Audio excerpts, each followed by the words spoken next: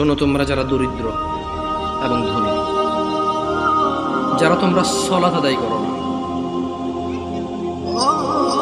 নয়াপাড়ার মানুষ তোমাদের নবী মুস্তাফা সাল্লাল্লাহু আলাইহি ওয়াসাল্লাম মৃত্যু সজ্জায় বারবার উঠে বলেছে সালাত সালাত সালাত, নামাজ নামাজ নামাজ।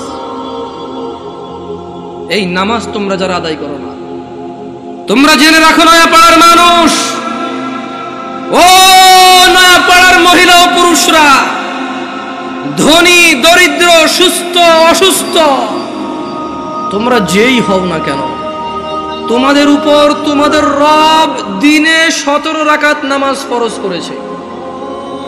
তোমাদের মধ্যে যে কোনো ব্যক্তি দিনে পুরা দিনে সকাল থেকে রাত পর্যন্ত এই 17 রাকাত নামাজ আদায় করবে না, যে সে তার রবের সাথে কুফরি করেছে, রবকে অস্বীকার করেছে।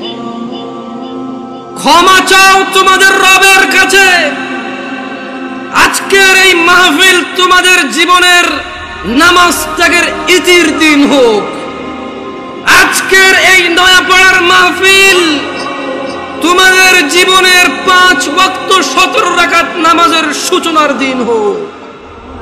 ও নয়াপাড়ার মানুষ, তোমরা যারা দিনে 5 ওয়াক্ত 17 রাকাত ফরজ আদায় করো, এই 17 রাকাতের সাথে তোমরা যারা ফজরে 2 রাকাত সুন্নত, জোহরে 6 রাকাত সুন্নত, মাগরিবে 2 রাকাত সুন্নত, ইশায় 2 রাকাত সুন্নত, তোমরা যারা পুরো দিনে মাত্র 12 রাকাত সুন্নতে মুআক্কাদা পড়ো, খুশি হয়ে যাও।